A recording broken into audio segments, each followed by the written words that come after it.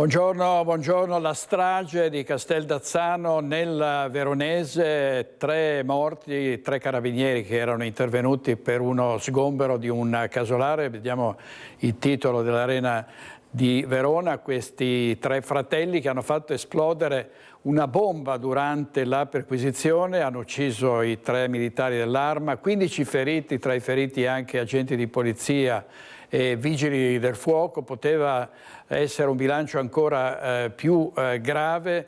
È avvenuto questa notte, c'è stato un boato tremendo alle prime luci dell'alba, in realtà, quando erano arrivati questi uomini dei vigili del fuoco, dei carabinieri, della polizia per perquisire un casolare che era già stato oggetto di uno sfratto esecutivo.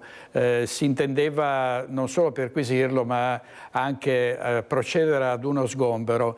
I 3 fratelli l'anno scorso avevano messo in atto delle minacce proprio in vista di uno sfratto esecutivo, erano saliti sul tetto proprio un anno fa, nell'ottobre del 24, con delle taniche di benzina, minacciando di dare alle fiamme e far esplodere il casolare che era stato riempito di gas perché era stato lasciato volutamente aperto. A quel tempo, in quella occasione, si riuscì ad evitare un disastro, ma purtroppo un anno dopo è successo l'irreparabile. Vedete le immagini da Casteldazzano, ci sono sul posto i nostri inviati. Andremo più tardi a Borgo Trento per avere diciamo notizie sui 15 feriti.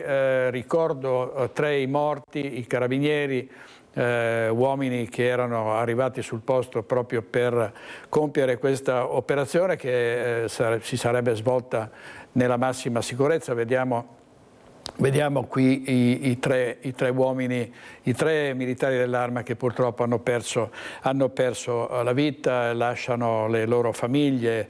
C'è stato il cordoglio del Presidente della Repubblica Mattarella, di Giorgia Meloni, la Presidente del Consiglio. Continuano ad arrivare reazioni e commenti. Non so se abbiamo collegata Valentina Visentini, non ancora, ma avremo poi in diretta la conferenza stampa da parte a Borgo Trento proprio per sapere quali sono le condizioni dei feriti. Intanto i nostri inviati hanno raccolto le testimonianze sul luogo. Si tratta di una famiglia di persone definite molto particolari, erano persone disperate che non volevano lasciare questo casolare, questa loro attività, questa azienda agricola, erano schiacciati da molti debiti e avevano anche fatto delle firme false per avere dei mutui, una situazione di massima tensione. E vediamo cosa dicono, come li descrivono i vicini di casa. Andavo a scuola con uno. Con chi? Con Dino Ramponi. Che persona era? Particolari, diversi dagli altri. Persone particolari, hanno mai dato segni strani? L'anno scorso, che sono andati, è venuto fuori anche servizio sull'Arena di Verona, che è venuto fuori l'ufficiale giudiziario come si dice, per mandarli via, e loro sono andati sul tetto e hanno riempito una stanza di gas. Poi non so, si sono accordati, non so, con i servizi sociali. Loro erano in attesa dei servizi sociali, capisci? Erano in attesa di una casa, però loro non volevano un appartamento, loro volevano, diciamo, un rudere con la stalla per le mucche. Questa notte è stato svegliato da cosa? Da un botto? Da cosa? Da un botto. Ma com'era sto botto? Abbastanza forte. Ma come una bomba, non... No, perché quel botto lì credevo che fosse temporale, pensati. Non era proprio forte. E quando è uscito di casa lei ha visto tutti i carabinieri, polizia, vigili del fuoco? Così. E cosa ha provato? Cosa ha sentito? Niente, con ancora le gambe che trema.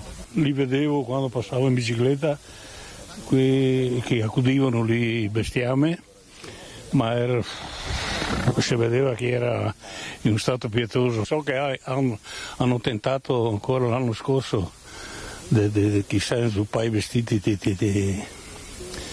di benzina, perché non gli accettava che portasse via il patrimonio che aveva. Insomma.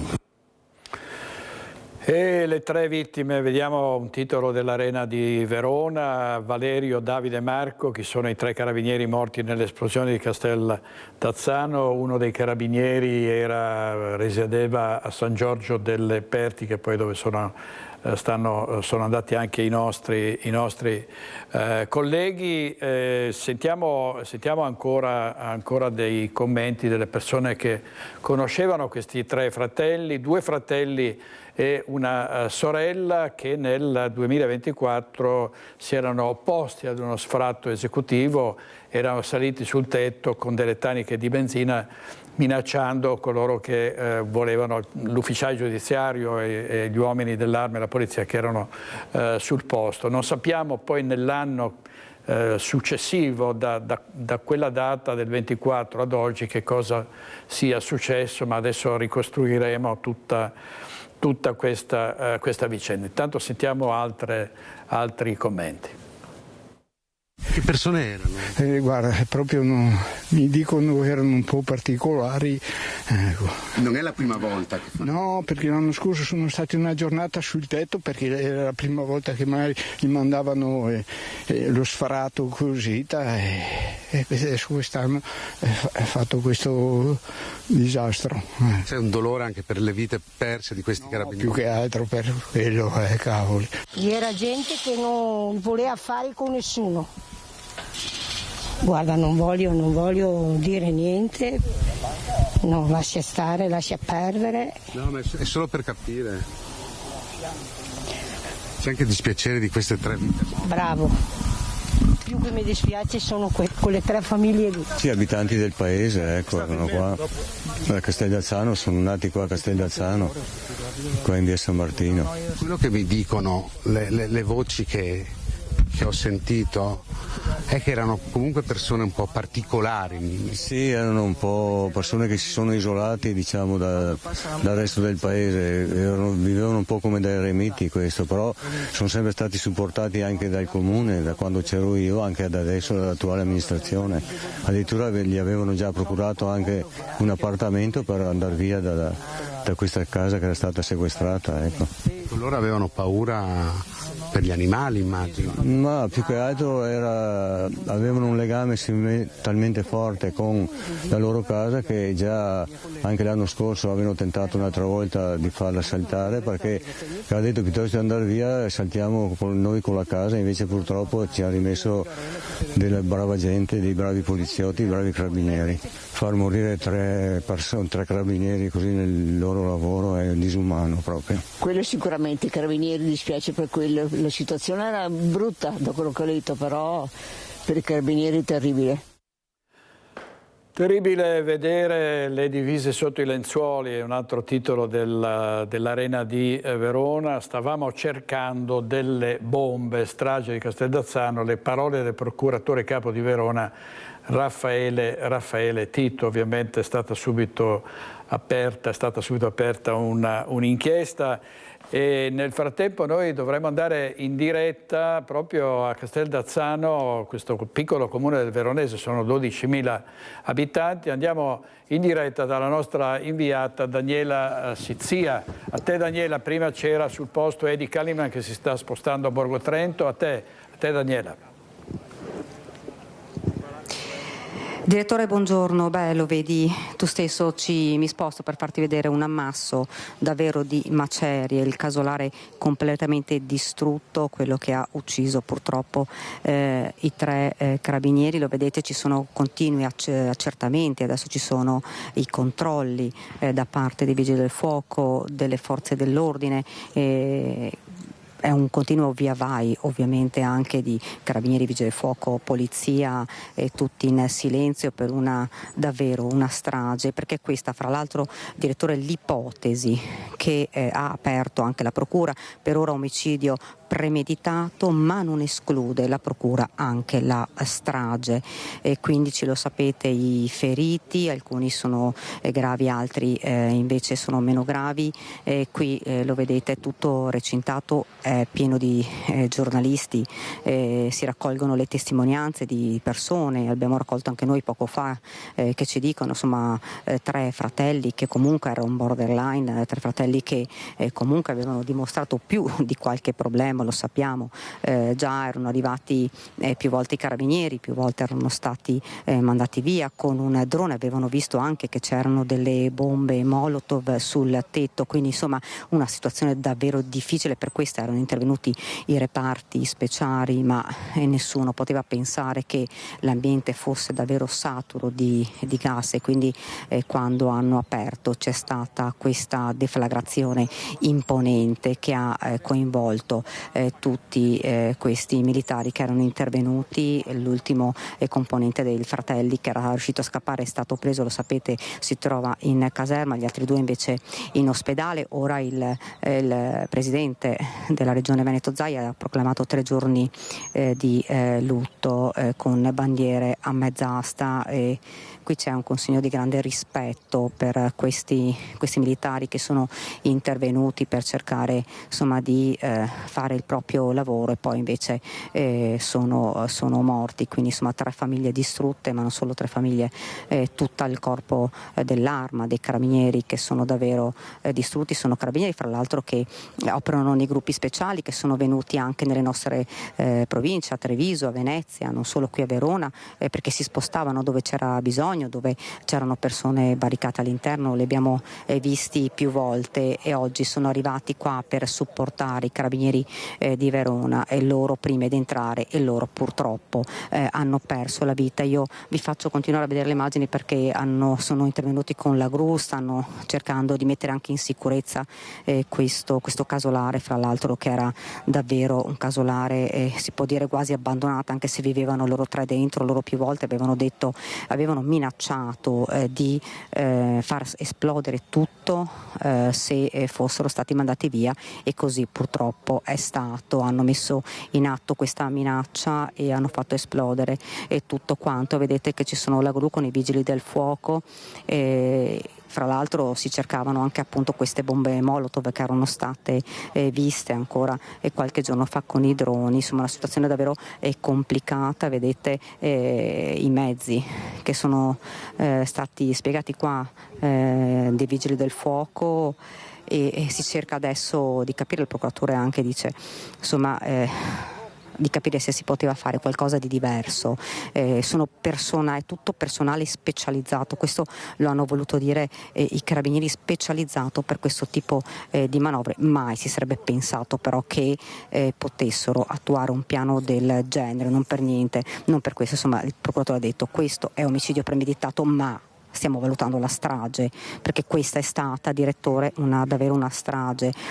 Come sapete, insomma, ci sono i feriti in ospedale, che non sono solo dei carabinieri, ma polizia, vigili del fuoco, tutti quelli che erano lì in quel momento quando hanno aperto quella porta.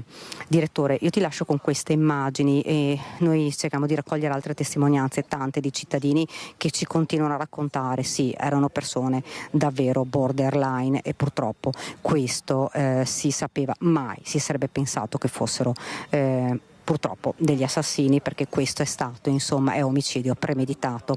Direttore, io ti lascio con queste immagini. Grazie. E ti cedo la linea e poi torniamo subito da te appena abbiamo un testimone. Benissimo, grazie molto Edoardo, a Daniele Sizzia e al nostro operatore Edoardo Paris. Vediamo anche i nomi delle vittime sulla prima pagina del Gazzettino: Valerio Dapprà, Davide Bernardello e Marco Piffari, che sono i 3 carabinieri morti nell'esplosione del casolare. Poi un altro titolo sul Gazzettino: esplosione uccide 3 carabinieri, il dolore di Mattarella, sconcerto, cordoglio alle famiglie delle vittime, dice il Presidente, il Governatore Zaia, profonda ferita per il Veneto. Adesso andiamo ad Arsego di San Giorgio delle Pertiche in diretta, andiamo da Chiara Gaiani e Alessandro Costacurte perché è uno dei paesi di una delle vittime. A te Chiara.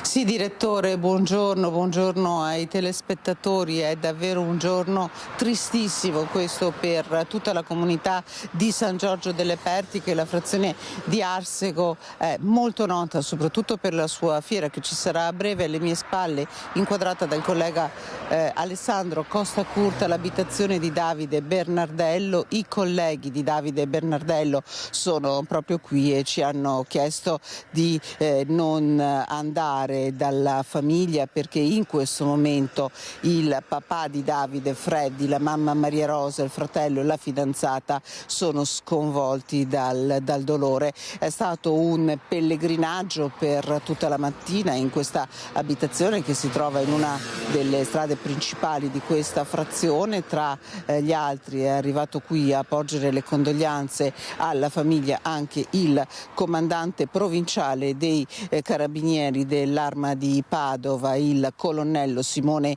Paccioni, e ci sono anche tutti i comandanti delle varie stazioni, i comandanti delle compagnie che si stanno portando proprio qui a portare la solidarietà, la vicinanza dell'Arma alla famiglia del collega, di uno dei 3 colleghi morti proprio nello svolgimento del loro dovere. Una persona profondamente innamorata del suo lavoro, Davide Bernardello, che aveva scelto questo lavoro prima nell'esercito, poi nell'Arma dei Carabinieri, faceva parte anche di un'aliquota operativa, l'API, estremamente specializzato, un'aliquota di pronto intervento che in Veneto è solo a Padova e che interviene in casi come quello di Casteld'Azzano. Tra i primi ad arrivare qui anche il sindaco di San Giorgio delle Pertiche, Daniele Canella, che Davide Bernardello lo conosceva personalmente. Abbiamo raccolto la sua intervista, un'intervista davvero commossa, a tratti anche con la voce strozzata dal dolore. Parla di un amico, di un compagno, di un uomo fedele servitore dello Stato. Io per ora da San Giorgio delle Pertiche ti lascio, direttore, all'intervista raccolta con il collega Alessandro Costacurta e poi la linea può tornare allo studio.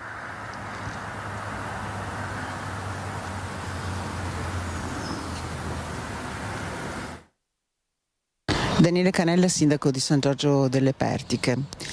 Un brutto giorno per lei, per tutta la sua comunità.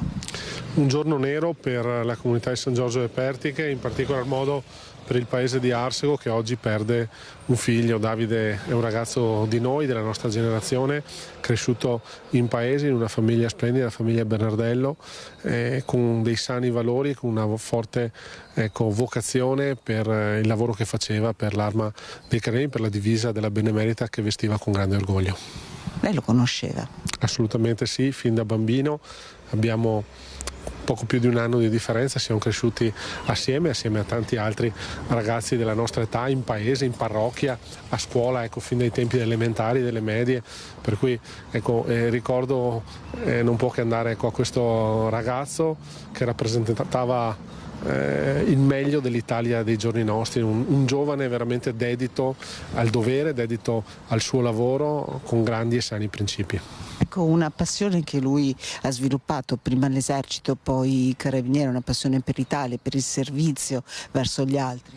Una passione per il dovere, quindi un grande senso del dovere nei confronti dello Stato. Oggi è drammatico pensare come ha perso la vita, però questo ci racconta di un ragazzo che sicuramente nel suo cuore aveva prima di tutto, oltre alla famiglia, anche proprio il lavoro e lo spirito del servizio nei confronti della nazione. Quindi in un momento in cui in maniera semplice ogni tanto si criticano i giovani, si fanno confronti facili tra le generazioni di oggi e quelle del passato, io dico che Davide e la storia di Davide, la vita di Davide è una risposta importante di una generazione che è la nostra, di persone che come lui hanno dato la vita. Quindi oggi ricordiamo lui e gli altri 2 carabinieri che ci hanno lasciato, e soprattutto vogliamo stringerci in un grandissimo abbraccio alla mamma Maria Rosa, al papà Freddy, fratello Filippo, alla fidanzata Marica, alla nonna, a tutta la famiglia di zii, cugini,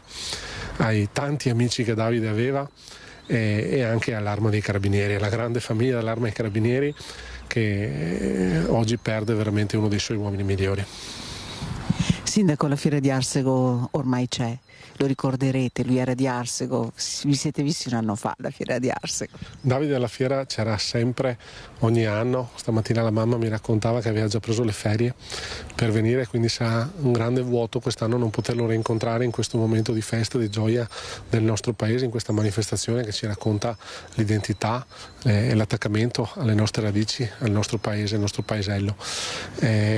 Ma sicuramente, ecco, ci sarà un momento ufficiale che dedicheremo alla sua memoria, perché Davide, ecco, rappresenta molto, ecco, per il nostro paese, ed è giusto onorarlo sia in forma ufficiale, ma credo che sarà doveroso, anche quando i riflettori si saranno spenti, non perdere la memoria di chi era questo ragazzo e soprattutto trarre dal suo esempio, dalla sua storia, dalla storia della sua vita, un esempio positivo affinché altre vocazioni come la sua possano crescere e sbocciare sui giovani del domani. Adesso andiamo a Borgo Trento, dove c'è Valentina Visentin, vediamo quali sono le condizioni dei feriti. A te Valentina.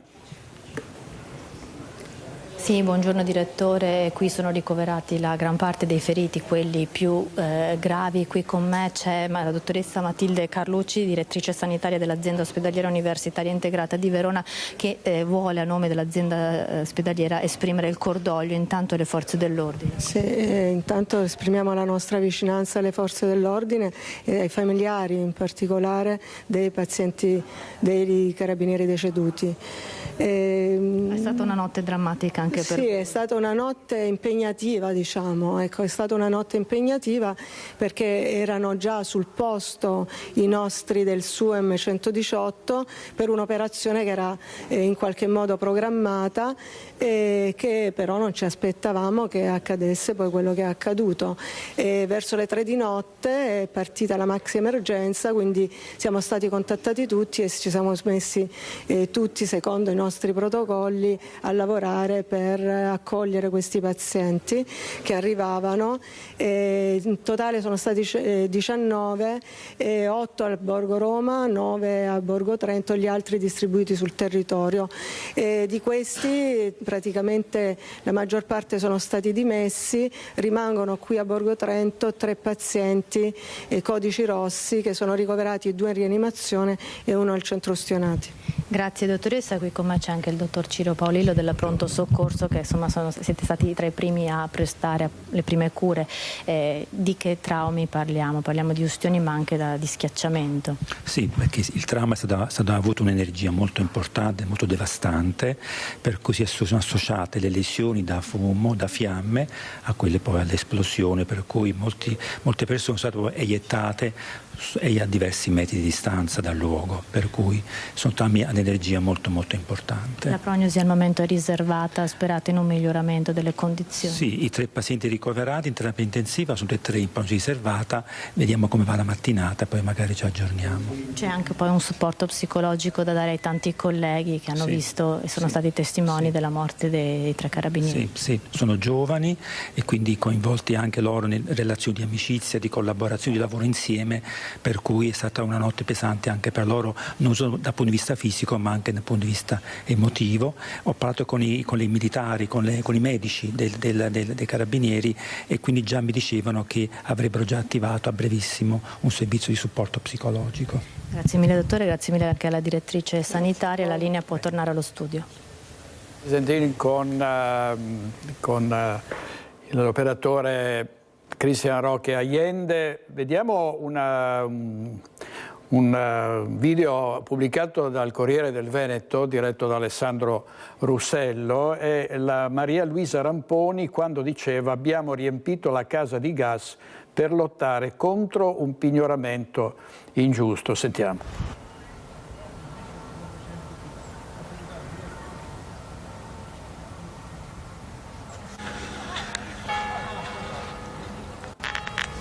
Mi chiamo Ramponi Maria Luisa e sono con mio fratello che lottiamo da 5 anni per avere giustizia. Mio fratello ha avuto un pignoramento ingiusto, gli hanno portato via tutta l'azienda agricola, terreni e adesso la casa, come vedete. Oggi volevano fare lo sgombero e siamo opposti in tutti i modi, insomma.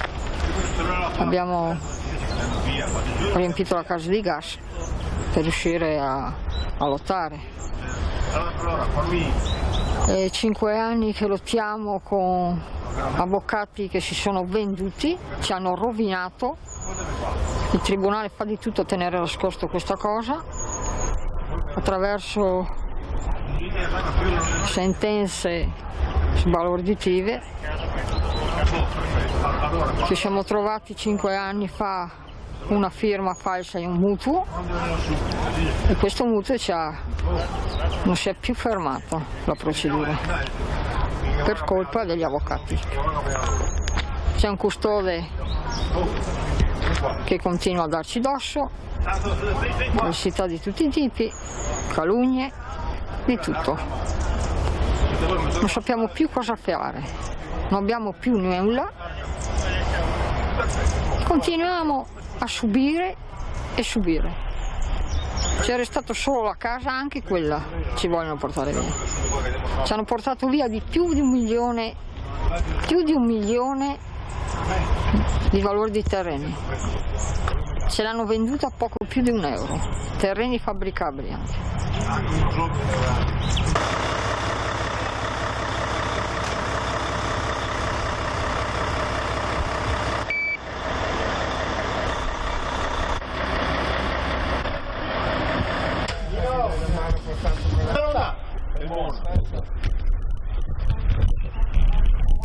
E questo era un servizio del Corriere del Veneto con Maria Luisa Ramponi che 1 anno fa aveva detto: abbiamo riempito la casa di gas, erano saliti lei e il fratello sul tetto con le taniche di benzina, davvero una storia di disperazione, di in qualche modo di solitudine, di dolore per chi si sentiva vittima già allora di un complotto per portare via la casa e l'azienda. Adesso andiamo a Mestre, dove era a distanza uno dei carabinieri che è morto in questa esplosione. Andiamo da Ilaria Marchiori. A te, Ilaria.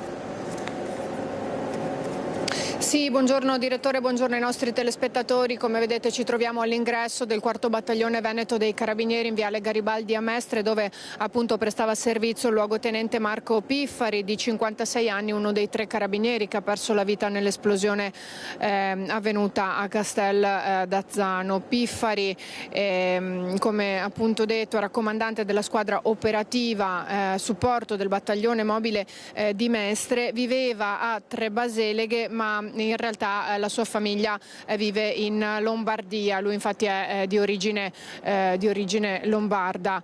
Naturalmente al momento nessuno all'interno vuole rilasciare dichiarazioni. Potete immaginare comunque che il momento sia molto difficile, un momento drammatico per l'Arma dei Carabinieri in generale e ovviamente per il 4° battaglione Veneto in particolare. Cercheremo di capire se nel corso della giornata arriverà qualche dichiarazione da parte del comandante, però al momento hanno preferito non rilasciarne. Invece alcune dichiarazioni, almeno una dichiarazione è arrivata da parte del comune, un post dell'assessore Venturini in cui ha scritto: l'intera città esprime la propria vicinanza ai suoi familiari e a quelli degli altri 2 militari caduti nell'adempimento del dovere, una tragedia immane che ci addolora profondamente.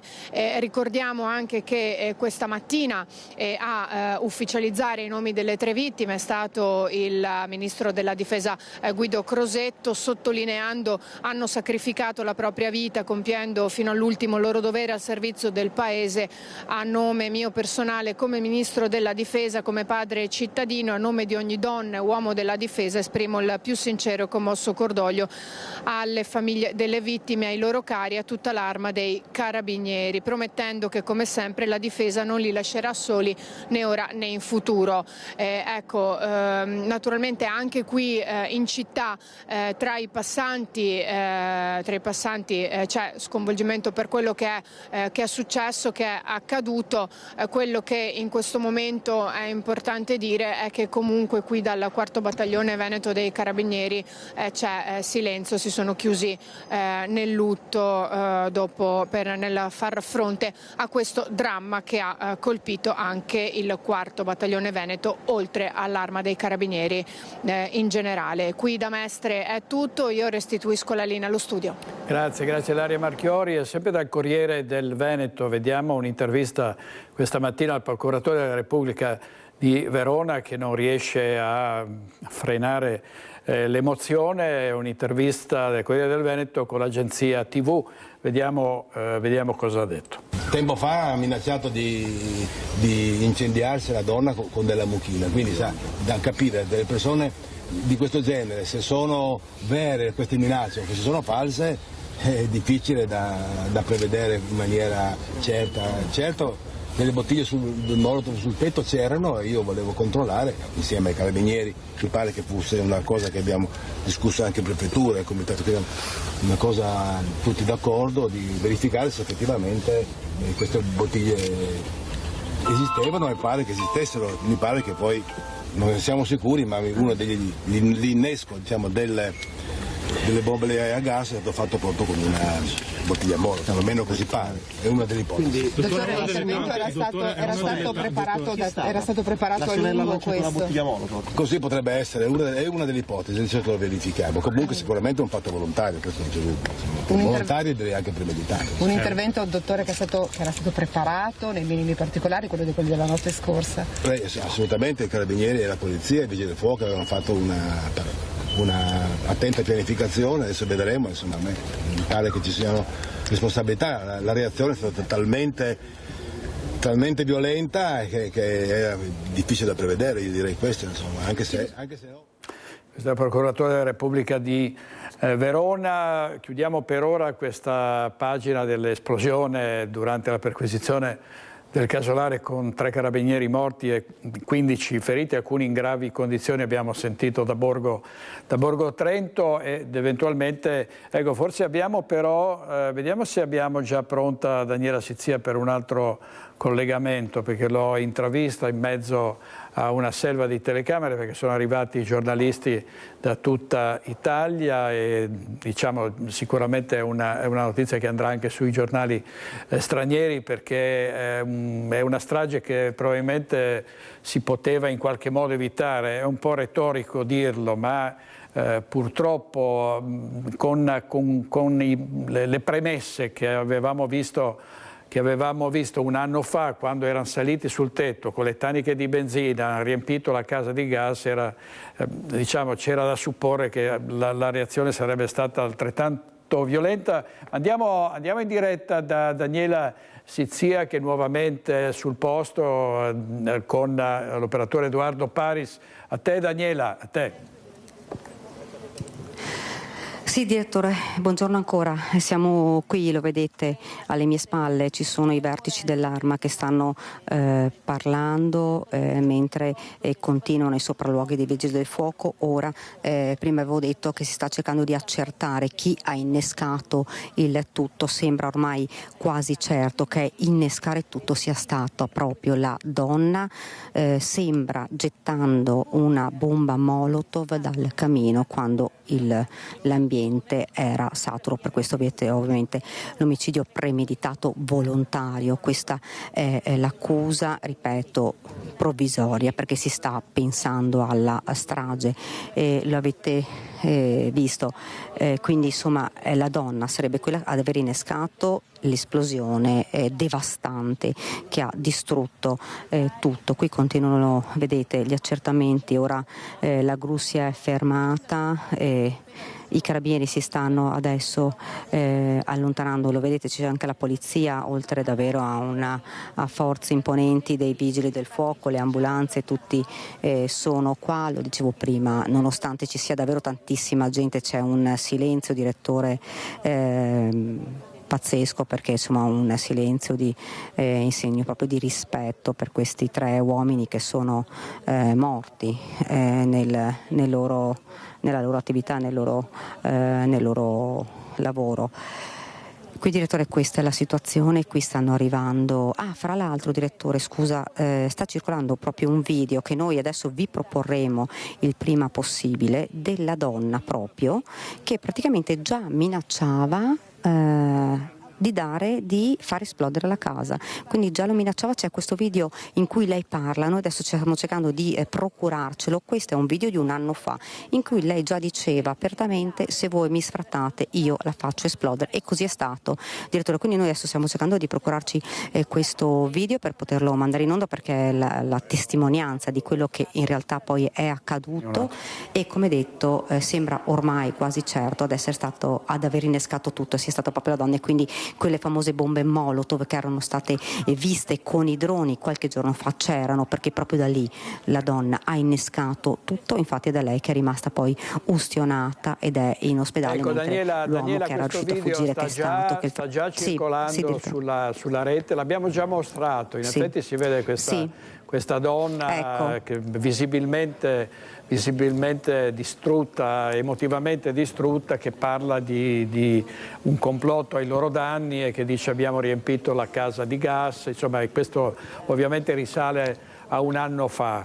Grazie a Daniela. Ecco, direttore. Sì. Prego. Ecco, direttore, fra l'altro questa cosa... Scusa, io sono, direttore, sono con tu sei un residente qui. Esatto, sono qui a 200 metri abito. Ecco, un residente che abita a 200 metri, ti posso chiedere il nome? Marco, tu conoscevi questi 3 fratelli? Allora, questi 3 fratelli di persona no, però nel paese erano abbastanza conosciuti, nel senso che comunque, da sentito dire, anche già l'altro anno hanno avuto sempre una cosa di sfratto e le autorità erano state minacciate sempre con bombole e cose varie di far saltare per aria, insomma, la casa. Pensavate che arrivassero davvero fino a questo punto? A così tanto mai nessuno potrebbe immaginare una situazione del genere, con 3 carabinieri morti, una ventina di feriti in un paesino del genere, ecco, insomma, se parliamo di una casa alla fine è immaginabile. Ecco, qualcuno dice però, insomma, un po' loro erano borderline, c'è qualcuno che diceva avevamo paura comunque a passare di là. Allora, conta che è una strada comunque di passaggio, paura io non direi. Paura. Sappiamo bene che in paese comunque erano 3 personaggi, vero, che naturalmente non potevi neanche tanto fare neanche tante parole, ecco, tutto qui, però che uscissero di casa a minacciare, quello no.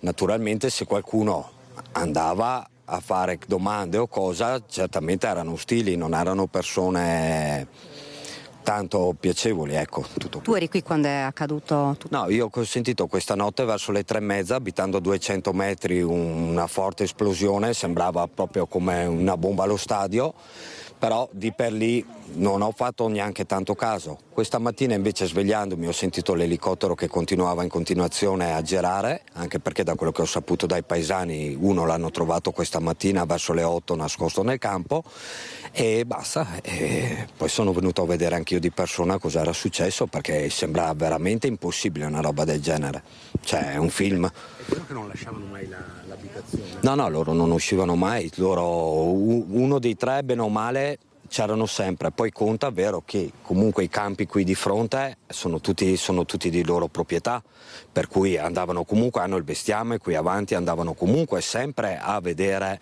però da sentito dire uno in casa c'era sempre. Grazie davvero, Marco. Direttore, questa è la testimonianza, l'ennesima testimonianza di questa strage che a questo punto si può dire quasi annunciata. Direttore, io ti restituisco la linea e poi torniamo appena ho qualche altra notizia e novità. Grazie molte, insomma, quindi è sempre più definito questo identikit di questi tre fratelli molto, molto solitari, silenziosi, un po' scorbutici, con cui era difficile anche avere dei rapporti. Chiudiamo allora questa pagina, poi torneremo eventualmente con altri collegamenti. Andiamo a Vicenza, dove passiamo alla movida violenta, e c'è l'opposizione in Consiglio Comunale che chiede che venga istituito il tutor, lo street tutor contro gli episodi di violenza alla sera a Vicenza. Andiamo in diretta da Daniele Garbin con Simone Squarcina per la parte tecnica. A te, Daniele. Sì, grazie direttore, buongiorno ai telespettatori. Confermo, siamo in Piazza Biada a Vicenza, siamo con due dei firmatari della mozione che è stata depositata in Consiglio Comunale proprio per l'istituzione degli street tutor, questi assistenti civici che andrebbero a supportare la polizia, che manca nei luoghi della movida che sono stati magari segnalati come più caldi, dove anche sono anche segnalate aggressioni. Insomma, sarebbero non una sorta di polizia. Adesso ci spiegheranno bene innanzitutto i firmatari. Stefano Tarangelo, buongiorno. Buongiorno. E Nicolò Naclerio. Buongiorno, grazie. Ecco, perché c'è proprio bisogno di dare una mano, soprattutto per il senso di insicurezza che vivono i cittadini, soprattutto alla sera, perché sono proprio dei turni che andrebbero a fare durante la sera quando mancano i NOS. Ecco, ci spiega innanzitutto da dove parte questa idea, soprattutto perché non è la prima volta in Nord Italia, esistono già delle realtà che hanno utilizzato questi street tutor. Sì, queste realtà esistono in città come Padova, Reggio Emilia, Rimini, Monza, dove questi tutor civici, diciamo, danno supporto sia ai commercianti ma anche alle forze dell'ordine, in orario serale principalmente, e possono anche essere assistenti per quanto riguarda il turismo, dare informazioni, spiegare anche ai giovani il regolamento comunale di polizia urbana, come ci si comporta in centro storico, perché troppo spesso vediamo situazioni, e le leggiamo nelle cronache quotidiane, che portano a brutti e spiacevoli episodi che accadono proprio in centro città. Quindi un supporto alle forze dell'ordine ma ai commercianti stessi. Ecco, non le chiamiamo ronde assolutamente. Qual è il servizio esattamente? Ci faccio un esempio, secondo lei le vede bene la loro funzione, come viene esercitata? Beh, una funzione determinante di fronte a carenze anche di carattere strutturale e gestionale, bisogna dare delle soluzioni. Quella degli street tutor è una di queste. Pensiamo che sono quella funzione che diventano anche un riferimento. Si è parlato anche di poliziotto di quartiere, che è uno dei grandi assenti di questo programma dell'amministrazione, l'hanno proclamato, l'hanno, come dire, bandito a grande voce, ma in realtà invece questo poliziotto di quartiere possiamo dire che è un vero assente, ingiustificato. A questa carenza pensiamo che lo street tutor, questa sorta di assistente, possa svolgere molteplici funzioni a servizio del cittadino, a servizio dei turisti, a servizio delle persone che hanno bisogno, rassicurandole, ma dando anche un riferimento che può essere importante per la tranquillità e la serenità.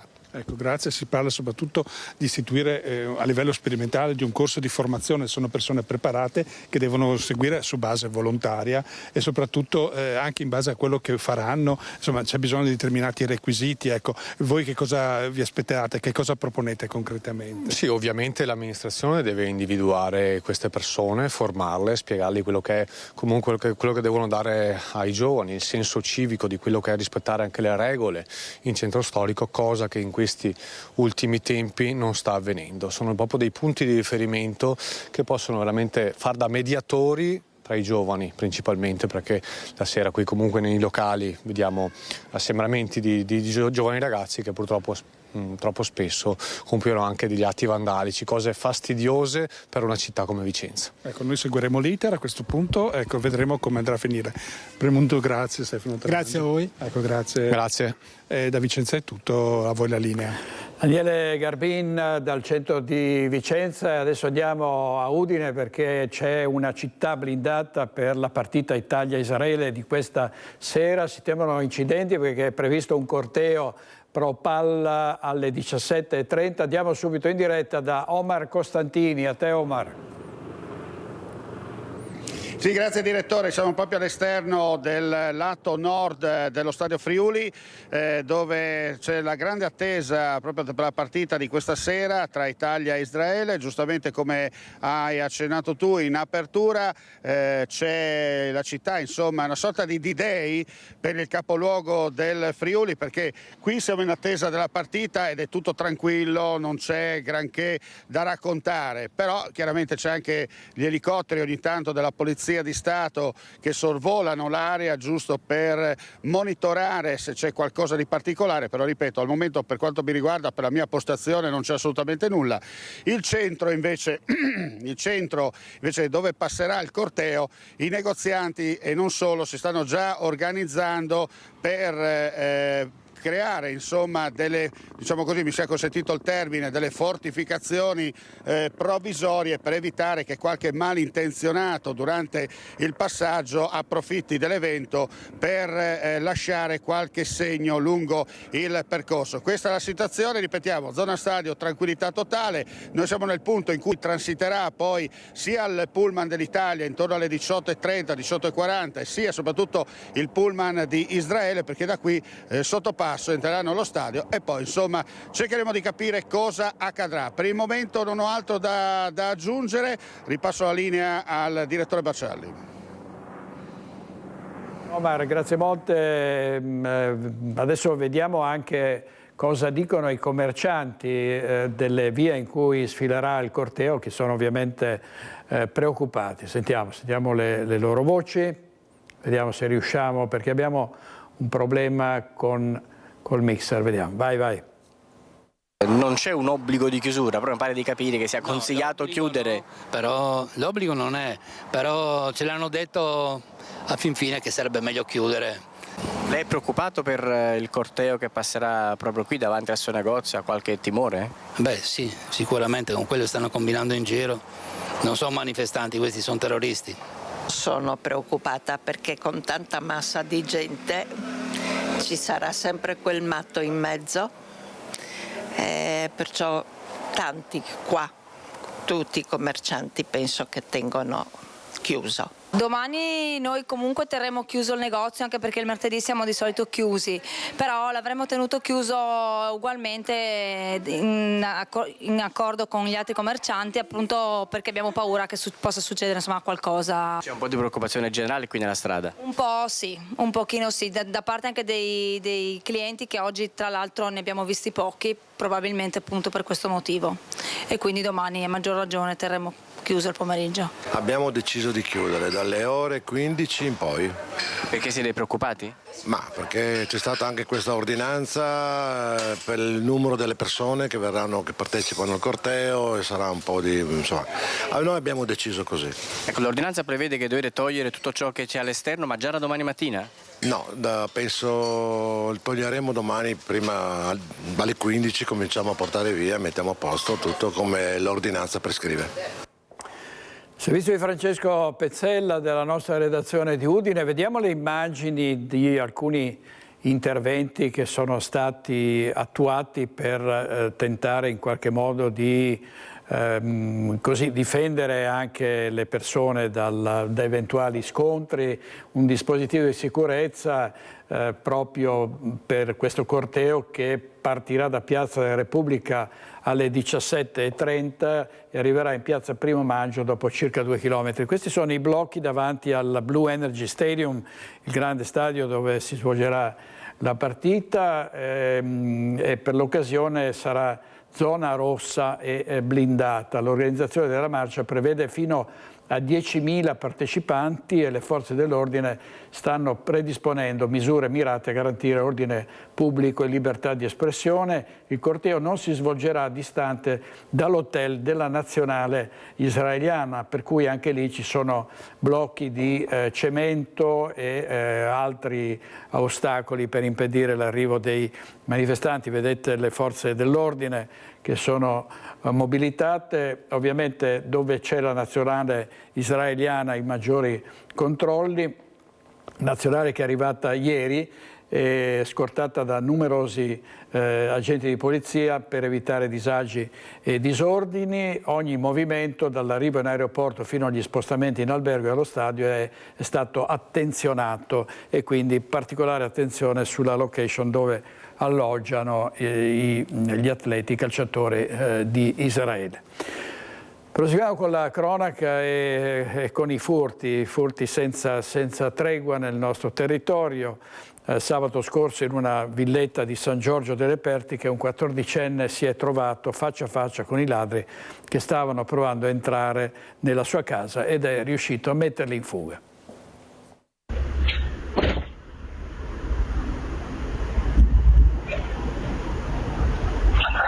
E mio figlio, che appunto era giù, ha sentito dei rumori, pensava inizialmente fossi io perché erano le 10:15 della sera, proprio l'orario in cui io, quando monto dal turno del pomeriggio, torno. E in realtà poi ha capito nel giro di pochi secondi che c'era qualcosa che non andava, e quindi è uscito dallo studio, si è trovato in zona giorno con le torce puntate dal serramento e quell'altro insomma che invece colpiva il vetro. Pochissimi secondi, tanto è durato il tentativo di furto di 3 ladri che alle 22:16 di sabato sono entrati in una villetta di San Giorgio delle Pertiche. A raccontarlo è Deborah, che in quei minuti stava rientrando dal lavoro. A mettere in fuga i ladri è stato il figlio, che ha solo 14 anni. Lui ha acceso la luce e ha urlato di andarsene, insomma. Loro sono scappati e poi mio figlio ha urlato al padre di scendere, che c'erano i ladri, e siamo rimasti stupiti tutti dal suo coraggio e dalla freddezza, il sangue freddo che ha mantenuto, ha agito proprio distinto. È normale che poi quando scende un po' l'adrenalina del momento si realizza un pochino tutto e quindi un po' la paura anche di stare dentro casa propria c'è. Il ragazzo stava giocando in videochiamata con gli amici, non era solo in casa. Al piano superiore il papà stava addormentando la sorellina di 3 anni. Un tentativo di furto iniziato qualche attimo prima, quando in 3 erano balzati nel giardino, come si vede dalle telecamere. Uno faceva da palo in mezzo al giardino, un altro sul serramento fisso che ho, che dà proprio alla zona giorno, puntava la torcia dentro e guardava che non ci fosse nessuno, e il terzo, dopo aver controllato altre finestre, si è messo insomma nello scorrevole che dà proprio al portico dalla mia zona giorno a battere probabilmente con il martello e scalpello sul vetro. La famiglia Sporto denuncia ai carabinieri un'esperienza difficile da dimenticare per i padroni di casa, che allunga il numero di furti in provincia. Giovedì scorso a trovarsi a faccia con i ladri era stata un'anziana di Albignasego che aveva urlato per la paura con quanto fiato aveva in gola. Avete visto immagini inquietanti e furti anche a Bassano del Grappa. Di un tentato colpo è stato vittima anche il presidente del quartiere 25 aprile, Nicola Giangregorio. Ieri sera a casa mia ho avuto questa esperienza, non eravamo in casa, ma comunque insomma, il sistema d'allarme mi ha segnalato il tentativo di effrazione, che non è andato a buon fine, appunto sia per l'allarme e sia per il fatto che comunque avevo delle finestre che mi hanno dato la possibilità di essere protetto. Sarebbe stato il sensore della pressione dell'aria ad entrare in funzione, allertando prima la centrale e poi il proprietario. In questo caso l'effrazione è stata solo tentata, ma in altri casi i colpi sono riusciti, sempre coi proprietari fuori casa. Ho ritenuto necessario attivare tutta una serie di comunicazioni, l'ho già fatto sia sulla pagina Facebook e sia per quanto riguarda la chat condivisa con i residenti, per comunicare, per allertare appunto chi abita in quartiere di prestare molta attenzione, perché soprattutto negli orari che vanno dalle 7 alle 9 di sera insomma questi eventi sono sempre più frequenti e lo stanno diventando nel quartiere 25 aprile. L'imbrunire e la prima serata rimangono le fasce orarie più delicate, come confermano anche le forze dell'ordine. Ho sentito subito i carabinieri ieri sera e mi hanno confermato questo momento particolare. Credo che sia l'inizio ci avviciniamo alle feste natalizie, quindi come ogni anno aumentano sempre questi reati, quindi loro sono al corrente, si stanno muovendo in tal senso. In un quartiere così densamente popolato l'invito è per tutti a tenere gli occhi aperti. Chiedo a tutti quanti di prestare un po' più di attenzione in maniera da non trovarsi poi con spiacevoli sorprese. Servizio di Mirko Cavallini, c'è preoccupazione ovviamente nel villaggio Europa, nel quartiere 25 aprile. Sentiamo. Villaggio Europa all'interno del quartiere 25 aprile, una zona residenziale con decine e decine di villette, case abbinate, tutti edifici a 2 piani facilmente aggredibili dai malviventi, come è successo in questi giorni. La conformazione urbanistica del quartiere, in più con tante vie pedonali che possono essere effettivamente delle vie di fuga, potrebbe aver favorito questa zona come bersaglio. C'è ovviamente molta preoccupazione tra i residenti. Io abito qua in quartiere, però vado a letto tardi, sicché sono dalla terrazza vedo un po', diciamo, non ho visto movimenti, c'è da aver paura adesso che periodo qua. Siamo sotto le feste. Tra l'altro questa è una strada dove ci sono molte vicoletti che sono possibili vie di fuga. Da correre e andare via. Vanno giù sulla strada sotto, via Rivana, e che possono sparire senza neanche vederli. Questo è un po' il periodo, ottobre, in cui cominciano i furti in casa. Avete un po' di paura? Questo senz'altro è ovvio, però fino adesso non ho sentito niente e questo mi tranquillizza. Magari un po' di paura adesso che le giornate si accorciano. A vedere però la foto e lo scasso già fa paura, perché divise più il danno chi fa a volte per quello che recupera. Il problema è che per un anziano è molto, diciamo, la parola giusta direi pesante, perché non puoi uscire di casa, devi sempre stare attenta. La sera io per esempio dopo una certa ora non esco, perché se porto fuori il cane lo porto finché c'è un po' di luce, non certo ci vado alle 10 a camminare. Comincia a essere problematica la faccenda di una vita tranquilla, soprattutto per persone anziane. Sono traumi, anche perché poi questi malviventi sanno che c'è un invecchiamento molto rapido della popolazione, molto spesso sanno di andare a colpo sicuro con anziani che ovviamente sono deboli e indifesi.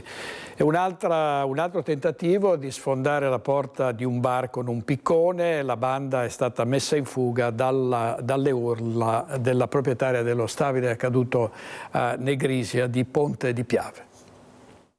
Tremavo, avevo paura, sì, insomma, avevo tanta paura e ancora ce l'ho anche adesso, insomma. Raffaella Lorenzone è ancora scossa dopo quanto successo. Intorno alle 3 di notte la donna proprietaria dello stabile che ospita il bar da Bepi in centro a Negrisia di Ponte di Piave si sveglia per bere dell'acqua quando sente 3 forti colpi provenire dal piano terra. Quando si affaccia vede un'auto, al volante un uomo, in strada altri 2 complici, uno con un piccone sta tentando di aprire la porta del locale. Era una Volkswagen di colori, mi sembrava nocciola, dopo non lo so perché col scuro, con le luci della strada non saprei. E erano in 2 e ho visto quello di là alla strada che aveva il passamontagna e quello là che ha fatto 2 colpi. A quel punto Raffaella accende tutte le luci e inizia ad urlare. Ho aperto il portone che era bloccato, il mio di sopra, e ho urlato e sono andati via, insomma. La banda, come mostrano le immagini del sistema di videosorveglianza del locale, ora al vaglio dei carabinieri, aveva tentato inizialmente di entrare dalla porta secondaria. La porta era chiusa, visto la telecamera, facevano così.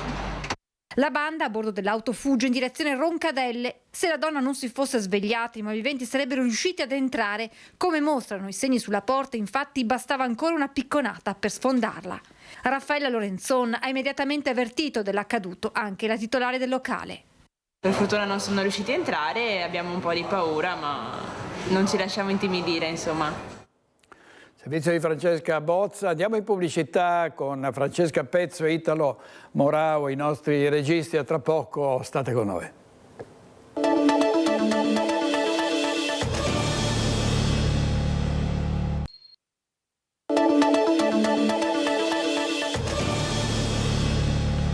Un'ultima ora sulla prima pagina del Corriere della Sera online per il Ponte Morandi, chiesti 18 anni e 6 mesi per l'ex amministratore delegato di Autostrade Castellucci. Il pubblico ministero: siamo al massimo livello di colpa possibile. Vi daremo altri particolari questa sera nei nostri telegiornali e andiamo avanti con la morte di una bambina partorita in casa. La procura ha disposto l'esame autoptico, è stato aperto un fascicolo contro ignoti. L'ipotesi che potrebbe configurarsi è quella di omicidio colposo, è accaduto a Borso del Grappa. La piccola è nata domenica a Borso del Grappa alle prime ore del mattino con un parto in casa come desiderio espresso dalla famiglia. Nell'abitazione ad aiutare la mamma 2 ostetriche sulla cui posizione sono ora in corso accertamenti e che non risultano appartenere al personale del servizio sanitario pubblico.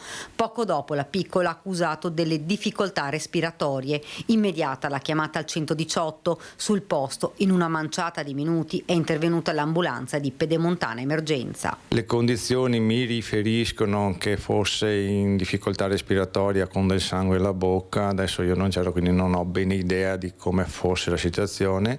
So che è stato fatto, ho avuto modo di leggere il verbale, eccetera, quindi è stato fatto tutto il possibile. È stata stimolata, aveva ripreso il respiro, è stata aspirata, assistita con ossigeno, quindi tutto quello che c'era da fare, e attivato l'elisoccorso come da prassi. La piccola è stata subito assistita dai sanitari dell'elisoccorso che l'hanno trasportata assieme alla mamma in ospedale. I nostri professionisti, quindi SUEM, sono arrivati, la situazione era già difficilissima, comunque la bambina è stata presa in consegna dai nostri e hanno fatto qualsiasi tipo di tentativo, però la situazione era già difficile. Comunque ecco, la vicinanza alla famiglia e il dispiacere profondo che abbiamo, ecco, per questa morte di questo minore è chiaro che è grande. Le condizioni della bambina, che presentava uno shock emorragico, sono precipitate quasi subito. Alle 9:36 è stata ricoverata in rianimazione neonatale ed è morta alle 11:15. Dall'ULSS sono partite 2 segnalazioni. Una segnalazione all'ordine delle professioniste, delle ostetriche, perché anche l'ordine deve valutare ovviamente un iter, e naturalmente abbiamo fatto Treviso in procura e poi sarà il magistrato che decide. La procura ha aperto un fascicolo contro ignoti ed ha disposto l'autopsia sulla bimba per accertare le cause della morte. L'ipotesi più probabile di reato potrebbe essere quella di omicidio colposo. Sulla vicenda indagano i carabinieri che hanno identificato le ostetriche in casa al momento del parto. Cosa sia accaduto lo dovranno stabilire gli accertamenti disposti dalla procura. Il parto in casa, dice il direttore dell'ULSS 2 Francesco Benazzi, non è vietato, ma è sempre meglio recarsi nei presidi ospedalieri. È chiaro che partorire in ospedale dà la garanzia che, caso dovesse succedere un problema, là ci sono i medici, c'è la rianimazione, c'è l'anestesia e quindi c'è la sicurezza, ecco, di essere, come dire, soccorsi subito in caso di difficoltà. Bisogna fare attenzione al rischio di incidenti domestici. Una pentola lasciata sui fornelli ha appiccato un incendio. Andiamo in diretta da Edi Caliman. A te, Edi.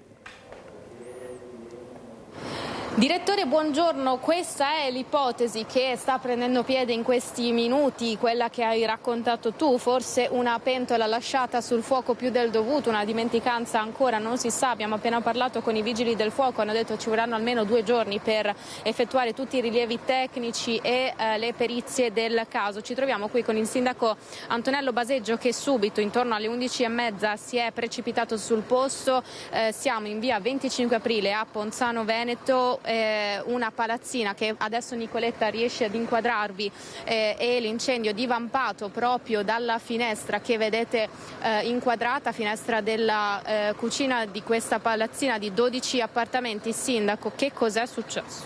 Sì, molto probabilmente, dai racconti che anch'io ho sentito, in un alloggio, qui abbiamo 12 alloggi dove ospitiamo persone fragili, persone anziane, persone in difficoltà. Probabilmente una pentola è rimasta sul fuoco, la signora sarà uscita per delle faccende di casa, poi quando è rientrata l'incendio era già presente, l'apertura della porta ha creato sicuramente l'ingresso dell'ossigeno e da quel momento è diventato un calvario, perché il panico ha fatto sì che nei vari alloggi tutti i presenti aprissero le porte creando un ulteriore movimento d'aria.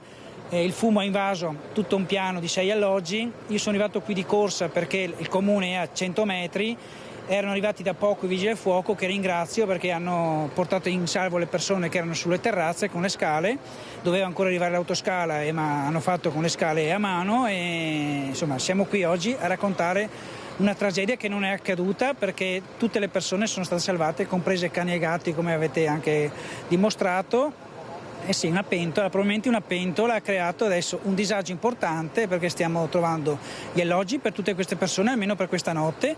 Poi una parte dell'edificio è sicuramente inagibile, e il resto, attraverso una bonifica importante che attueremo il prima possibile, permetterà l'ingresso delle persone. Almeno metà alloggi ci auguriamo di poterli ripristinare nella giornata di oggi e di domani. Il lavoro instancabile tra l'altro dei vigili del fuoco, grazie mille Sindaco, sono circa 30 le persone che sono state salvate, 2 malori e un'intossicazione. Le ambulanze sono andate via poco fa per ovviamente portare le persone a ricevere le cure necessarie. Ricordiamo che sono alloggi comunali, direttore, quindi vi abitano persone seguite dai servizi sociali o persone in stato di fragilità, e quindi il Comune si sta già attivando, come avete sentito il Sindaco, per cercare alloggi. Sindaco che ha anche voluto esprimere un appello prima ai nostri microfoni di cercare, aiutare queste persone, per qualsiasi persona che appunto avesse la disponibilità di farlo. Direttore, se non hai domande, con Nicoletta Rizzetto ti lascio a queste immagini. Grazie di Calima, Nicoletta Rizzetto per la parte tecnica, e Castelcucco è ancora sotto shock per la morte di un giovane agricoltore, viticoltore, Matteo Forner. Vediamo il titolo di QDP News. Era viticoltore e consigliere comunale. Il sindaco Mares ha parlato di un lavoratore instancabile. E c'è stato un incidente sul lavoro a Vicenza, un uomo ha avuto un braccio schiacciato, è un operaio quarantenne, finito il suo arto incastrato sotto uno dei macchinari, lavora in un cantiere stradale. È ricoverato in gravi condizioni all'ospedale San Bortolo di Vicenza un operaio quarantenne vittima di un incidente sul lavoro in un cantiere stradale della città. L'uomo, giunto in codice rosso al pronto soccorso, è stato immediatamente portato in sala operatoria per una grave lesione ad un braccio. L'operaio si trovava al lavoro in via Pagliarino con i colleghi di un'azienda di Monselice quando, per cause in corso di accertamento, è stato trascinato con l'arto in un macchinario tritura sassi. Immediato l'arrivo dei soccorsi, dei carabinieri e dei tecnici dello Spisal. Fortunatamente non sarebbe in pericolo di vita. 3 auto coinvolte in un incidente stradale in via Libertà a Zugliano, nel Vicentino. Incidente nel tardo pomeriggio di lunedì a Zugliano, in via Libertà, quando, secondo le ricostruzioni della Polizia Locale Nord-Est Vicentino, giunta sul posto per eseguire i rilievi, il conducente di un'auto che procedeva in direzione Tiene avrebbe perso il controllo per cause in corso di accertamento, andando ad impattare contro un'utilitaria che procedeva in senso opposto, che è poi finita capovolta in mezzo alla carreggiata. Coinvolta anche una terza vettura che era ferma in colonna. Via Libertà è rimasta chiusa per circa 2 ore per consentire i rilievi e la rimozione dei veicoli. E questo è sicuramente un record. Per più di 50 anni si è spacciato per cieco senza esserlo, cioè ci vedeva benissimo. A scoprirlo è stata la Guardia di Finanza, oltre 1 milione di euro che ha intascato indebitamente.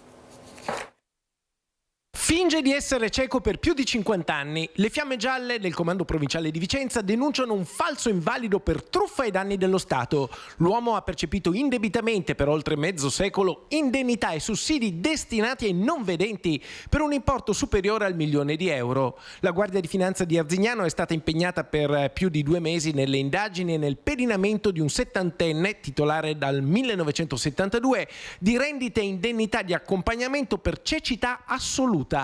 L'uomo è stato ripreso mentre compiva senza aiuto e con grande disinvoltura diverse attività, tra cui il giardinaggio o l'acquisto al mercato di frutta e verdura che sceglieva dal bancone pagando in contanti con denaro scelto dal proprio borsello. Il quadro probatorio è stato poi consolidato dalle risultanze della perizia eseguita da uno specialista. L'autorità giudiziaria ha quindi rinviato a giudizio il falso cieco, accusato di aver ingiustamente sottratto risorse pubbliche destinate al sostegno delle fasce sociali più deboli e realmente bisognose. È stata infine eseguita una verifica fiscale che ha consentito di sottoporre a tassazione oltre 200.000 euro di proventi illeciti, pari alle rendite indebitamente percepite dal settantenne nell'ultimo quinquennio. Dal giornale di Vicenza lo sport in lutto per la morte di Anna Ziglio, runner vicentina, aveva 39 anni. Topi nell'area esterna del centro servizi anziani di Solesino, stiamo intervenendo, così dice la cooperativa sociale Codes che gestisce questa struttura. Siamo a conoscenza del fenomeno segnalato e siamo intervenuti tempestivamente con tutte le azioni necessarie per sanare la situazione. E questo è l'inizio del comunicato arrivato alla nostra redazione, firmato da Mattia Vanni, presidente di Codes Sociale Società Cooperativa, l'ente che gestisce la residenza Villaggio Anziani Tra Noi Papa Giovanni XXIII di Solesino. Il nostro servizio mostrava la presenza di roditori nelle aree esterne del centro, una situazione segnalata dai sindacati e confermata dal sindaco di Solesino Elvi Bentani, che ha firmato un'ordinanza urgente lo scorso 29 settembre. La nostra struttura si trova in una zona collinare immersa nel verde, dove, soprattutto nei mesi più caldi, può capitare di registrare la presenza maggiore di fauna selvatica, precisa Mattia Vanni, che aggiunge: teniamo a sottolineare che tutte le misure di prevenzione, controllo e monitoraggio sono da tempo attive e vengono costantemente verificate. L'attenzione quotidiana del nostro personale e le verifiche periodiche garantiscono la completa sicurezza degli ambienti interni e la tutela dei nostri ospiti e lavoratori. Proseguiamo inoltre il dialogo con tutti gli enti e i soggetti coinvolti per arrivare a una soluzione definitiva e duratura. Come sempre, il benessere e la sicurezza delle persone che vivono e lavorano con noi restano la nostra priorità, insieme all'impegno costante che ci ha reso negli anni una realtà apprezzata e riconosciuta dai residenti, familiari e del territorio. Una situazione che speriamo si risolva al più presto a tutela degli ospiti, di chi lavora e dei residenti della zona. E ancora un caso di maltrattamenti in provincia di Padova, è stato arrestato un cinquantenne.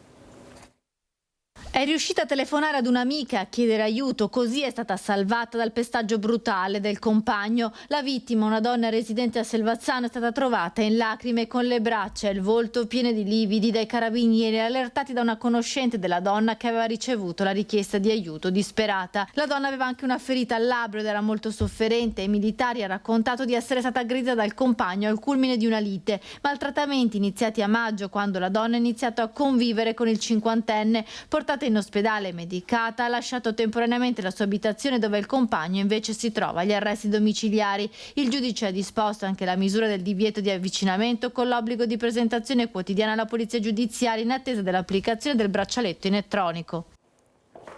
L'omicidio del Piave con la morte di Anica Panfile, la procura di Treviso farà appello contro la sentenza che ha assolto Franco Battaglia. La difesa dell'avvocato Fabio Crea pronta a dare una nuova battaglia. Prevedibile, ne prendo atto, non mi preoccupo particolarmente. Dopo 1 anno e mezzo di custodia cautelare in carcere, ritengo che fosse quantomeno doveroso da parte loro cercare di sovvertire una sentenza di primo grado. Leggeremo il ricorso. Non è affatto stupito Fabio Crea di fronte all'appello che la procura di Treviso intende proporre contro la soluzione in primo grado del suo assistito, quel Franco Battaglia sul quale pendeva l'accusa di aver ucciso Anica Panfile, la 31enne romena trovata cadavere nelle acque del Piave a Spresiano nel maggio 2023. La procura resta quindi convinta della colpevolezza dell'uomo, oggi ottantenne, nonostante la sentenza della Corte d'Assise abbia smontato punto per punto l'impianto accusatorio. Impossibile, stando alla pronuncia, sospecha che Battaglia abbia agito da solo, uccidendo la donna nella sua casa di Arcade, per poi caricarla sul proprio pick-up e abbandonarla lungo il fiume. E ancora, le stesse tracce telefoniche avrebbero dimostrato due traiettorie diverse. Battaglia e Panfile non erano insieme nell'ora indicata come quella dell'uccisione. A fare la differenza anche l'assenza di un movente. Insomma, la sentenza di primo grado aveva fatto propria in gran parte la linea della difesa. Ora bisognerà capire su cosa farà leva la procura, se ci sono nuovi elementi. Verrà fissata udienza avanti alla Corte d'Appello d'Assise di Venezia e a quel punto avremo la possibilità di verificare il contenuto del ricorso in Cassazione e attenderemo l'udienza e ci scontreremo in appello. Da capire se davanti al giudice di secondo grado emergerà qualche dettaglio in più anche sulla cosiddetta pista albanese, quel sottobosco di soggetti che pare intimorissero la stessa Panfile, madre di 4 figli e una vita complicata alle spalle. In ogni caso, il nuovo verdetto potrebbe arrivare in tempi stretti. Solitamente le corti di assise anche per soggetti non detenuti hanno tempi abbastanza brevi, per cui io ritengo che nel giro entro 6 mesi ci può essere la udienza, poi vedremo se si definirà in un'unica udienza oppure no.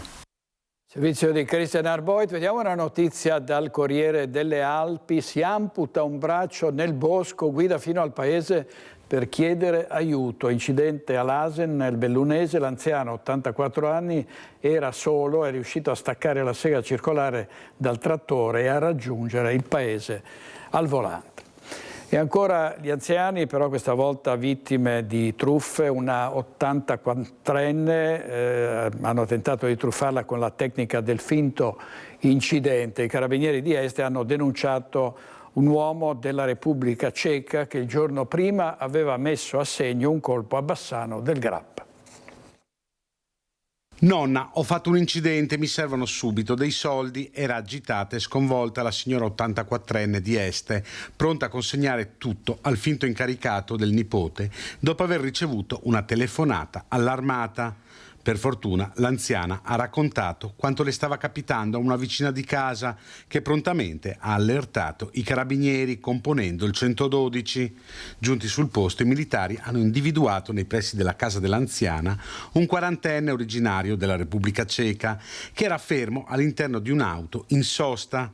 Perquisito, nell'abitacolo sono stati trovati 2 orologi d'oro di pregio e 3 anelli che il giorno prima erano stati sottratti durante una truffa, questa volta riuscita a un'anziana di 82 anni di Bassano del Grappa.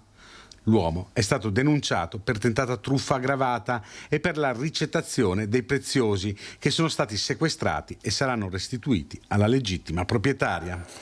Servizio di Francesco Rattai, andiamo in pubblicità, 2 minuti, torniamo subito.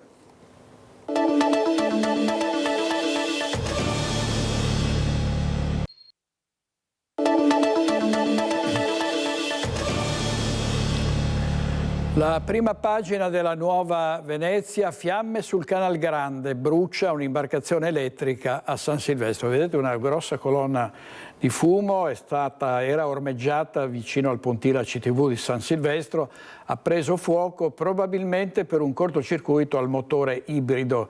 I vigili del fuoco hanno domato le fiamme in breve tempo, ma l'approdo è rimasto chiuso fino a mezzogiorno. Ancora notizie, questa volta siamo a San Donà di Piave. Sfruttava la stanza di un hotel per la sua attività di spaccio della droga. L'operazione condotta dalla polizia locale ha portato alla denuncia di un 20enne. Dopo l'attività investigativa condotta dal Nucleo di Sicurezza Urbana e Polizia Giudiziaria di San Donà di Piave, gli agenti hanno rintracciato un cittadino albanese di 20 anni da poco giunto in Italia con un visto turistico, che aveva preso in affitto una stanza in un hotel del centro, trasformandola in una vera e propria base logistica per spacciare cocaina. Il 20enne si spostava per le vie del centro con un monopattino elettrico per consegnare la droga direttamente ai clienti, adottando modalità che per frequenza e movimenti sospetti avevano attirato l'attenzione degli agenti. L'intervento, svolto anche con il supporto del cane Atom, da poco entrata a far parte dell'organico della polizia locale sandonatese, ha portato alla perquisizione del ragazzo, estesasi poi alla stanza d'albergo dove è stata rinvenuta una modica quantità di cocaina, attrezzatura per il confezionamento delle dosi e quasi 7.000 euro in contanti, con tutta probabilità provento dell'attività di spaccio. Il materiale e il denaro sono stati sequestrati, il ventenne denunciato per spaccio. A Treviso, dopo l'ultimo episodio di violenza scoppiato nel carcere minorile, con due opposte fazioni che si sono scontrate, i due opposti schieramenti fanno il punto della situazione. Vediamo. Dopo l'ennesimo episodio di violenza all'interno del carcere minorile di Treviso, struttura che dovrebbe ospitare al massimo 12 detenuti, ma che a giugno aveva addirittura raggiunto i 28 presenti e oggi ne alberga 17, a prendere la parola è la politica. Da un lato il sindaco leghista Mario Conte e dall'altro la deputata trevigiana del PD Rachele Scarpa, che punta il dito contro il governo e il ministro trevigiano della giustizia Carlo Nordio. Ma il sindaco, senza nemmeno troppi giri di parole, non accetta la strumentalizzazione in vista delle elezioni regionali, dato che il governo, infatti, ha già previsto che tutti i detenuti minori vengano trasferiti a fine anno nella nuova struttura di Rovigo e che l'attuale spazio venga liberato per la sezione adulti.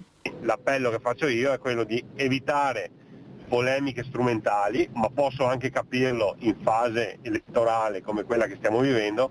È altrettanto vero che è giusto dire ai cittadini che il governo si è già impegnato pubblicamente e ha già la soluzione in tasca alla questione e che prevede lo spostamento entro fine anno. Auspico sempre in una politica responsabile, però siccome tutti sanno che la soluzione è già stata annunciata, non capisco il motivo di questa polemica.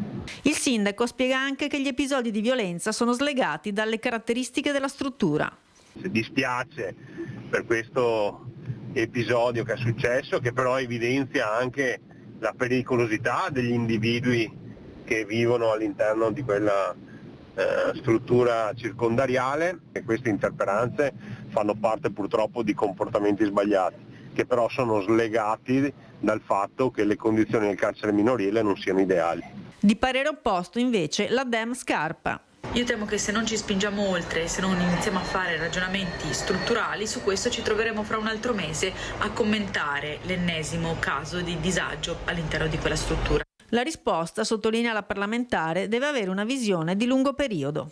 Serve dal governo un piano straordinario per le carceri in generale, ma in particolare per il sistema di giustizia minorile, che metta al centro il recupero educativo e sociale, non un modello che sia dunque esclusivamente punitivo e di creazione di nuove strutture carcerarie sovraffollate dove si condensa il malessere di questi ragazzi molto giovani, ma forme alternative alla detenzione, percorsi di rieducazione, più investimenti per garantire a livello strutturale il personale che serve per portare avanti queste attività. La parlamentare Rachele Scarpa del Partito Democratico. Adesso andiamo di nuovo per un collegamento in diretta per la strage di questa mattina nel Veronese con 3 carabinieri morti e molti feriti. Valentina Visentin, a te. Sì, buongiorno direttore, noi abbiamo raggiunto la caserma del comando provinciale dei carabinieri in via Salvo d'Acquisto qui a Verona e come vedete questa mattina un cittadino, dopo aver saputo la notizia della morte di 3 carabinieri, ha deposto un mazzo di gigli in loro ricordo e a sostegno, per le famiglie. Ma dicevamo è una giornata, sono ore molto concitate perché si sta cercando di ricostruire quanto è accaduto. I 3 fratelli ramponi che hanno fatto esplodere la loro abitazione, si sta cercando di capire le loro posizioni. La sorella Maria Luisa Ramponi, l'unica all'interno della casa al momento dell'esplosione, sembra sia stata lei ad azionare l'innesco che ha fatto deflagrare appunto l'area e quindi far crollare la casa. La donna si trova ricoverata in gravissime condizioni all'ospedale Borgo Trento di Verona, e mentre il fratello Dino, che era stato subito fermato nell'interno nell'immediatezza è stato già dimesso dopo le prime cure ricevute in ospedale. Il terzo fratello invece, Franco Ramponi, quello che non si è trovato per alcune ore, è al momento sentito in caserma dai carabinieri, dove potrebbe essere raggiunto appunto dall'altro fratello che è appena stato dimesso. I carabinieri stanno cercando di ricostruire la posizione di tutti e tre i fratelli, che in più occasioni avevano minacciato di far saltare in aria la loro abitazione nel momento in cui gli fosse stata espropriata, fossero stati sfrattati. In più occasioni avevano detto faremo saltare in aria, avevano tentato anche di darsi fuoco. Nel 2024 a novembre erano saliti sul tetto per 3 giorni senza scendere. E invece a settembre, quando il delegato che doveva fare un controllo, un sopralluogo per notificare alcuni atti ai 3 fratelli, con i carabinieri aveva notato la presenza, anche grazie a dei droni di Molotov, sul tetto dell'abitazione. Da qui la decisione di organizzare un'operazione per lo sfratto e contestualmente di eseguire anche una perquisizione per sequestrare le armi all'interno. Quello che nessuno pensava è che ci fosse questo drammatico epilogo con la morte dei 3 carabinieri. 5 le bombole del gas che erano state aperte e che avevano dunque saturato la casa. Il governatore del Veneto Luca Zaia ha indetto 3 giorni di lutto regionale più un giorno di lutto quando verranno fissate la data dei funerali dei 3 carabinieri. Lutto cittadino anche a Castel d'Azzano. Per il momento è tutto, la linea può tornare allo studio. Grazie molte Valentina Visentini, e da Castel d'Azzano sentiamo le dichiarazioni del sindaco Durighetto. Sentiamo.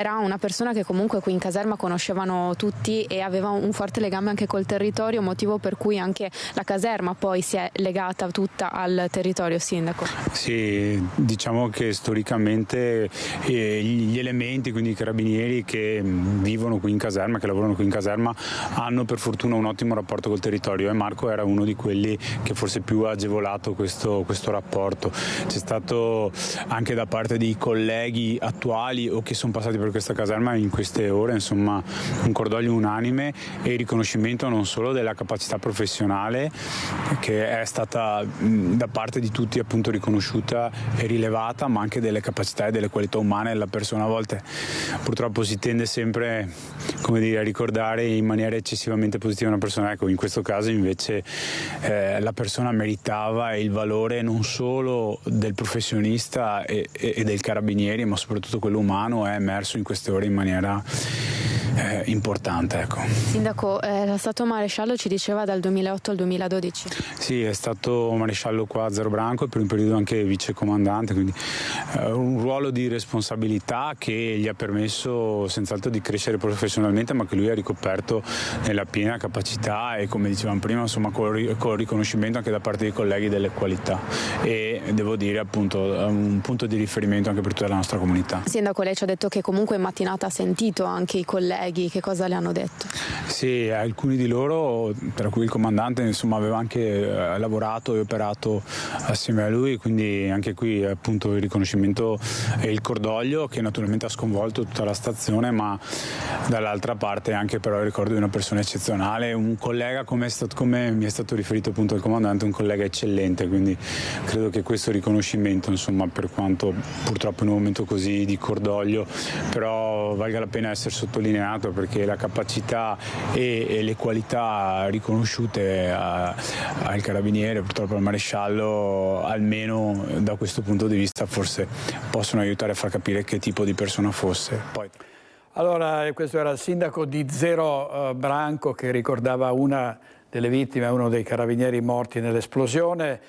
Stasera ne parleremo ovviamente ancora. Focus ospiti Matteo Baldan, Maurizio Conte, Toni Costalunga, Paolo Galeano, Alberto Gottardo, Leonardo Padrin, Alberto Villanova e Cristian Zara. Non perdetevi l'appuntamento con Focus alle 21:15. Grazie a tutti, buona giornata, grazie ai nostri registi Francesca Pezzo e Italo Morau. Arrivederci.